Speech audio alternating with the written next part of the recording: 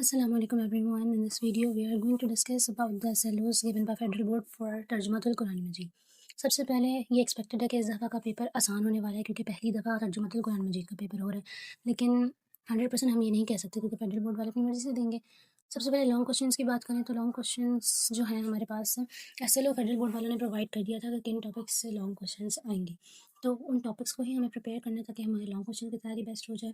मैंने डिस्क्रिप्शन में link add किया है लॉन्ग क्वेश्चंस का जिसमें वाक़यात मौजूद हैं, और साथ ही साथ एक और लिंक है जिसमें वाक़यात से मुंसलिक उस सूरह में जो आयात हैं उनका तर्जुमा भी मौजूद है।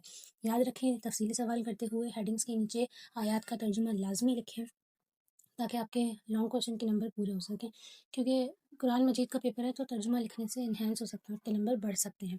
उसके बाद अगर आप लॉन्ग क्वेश्चन याद करके जाते हैं और उधर जो स्पेस आपको लिमिटेड प्रोवाइड की गई है वो इनफ नहीं है आपके लॉन्ग क्वेश्चंस के लिए, तो आप अपने मटेरियल को कम करें या फिर हेडिंग्स को कम करके एक हेडिंग के अंदर थोड़ा ज़्यादा मटेरियल लिख लें और 7 आयत का तर्जुमा लिख लें।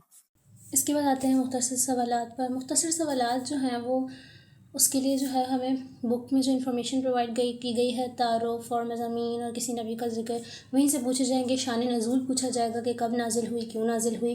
बाकी SLO बेस्ड मुख्तसर सवालात का लिंक मैंने डिस्क्रिप्शन में ऐड कर दिया, उसकी भी प्रिपरेशन कर लीजिएगा। बाकी बोर्ड की तरफ से 17 सूराज में से 80 अल्फाज मानी मुख्तस करके आपको दे दिए गए हैं। अगर आप उन अल्फाज मानी की तैयारी 100% कर लें तो आपके 7 नंबर पक्के हैं, क्योंकि 5 अल्फाज मानी सब्जेक्टिव में पूछे जाएंगे और 2 अल्फाज मानी MCQs में। इसीलिए आप MCQs के और ऑब्जेक्टिव के लिए अल्फाज मानी की 100% तैयारी कर लीजिएगा।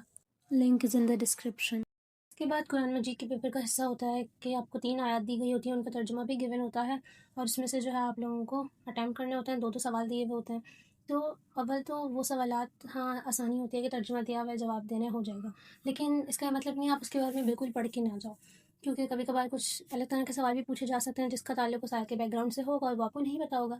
तो बेहतर ये है कि जो कुछ सूरतों में मुख्तस करदा आयात का आपको बताया है उनका तर्जुमा आप अच्छे से पढ़ के जाएँ, क्योंकि एक दफ़ा जब आप पढ़ लो तो आपको फिर वो याद रह जाता है। याद करने की ज़रूरत नहीं है, सिर्फ पढ़ भी लेंगे तो काम चल जाएगा।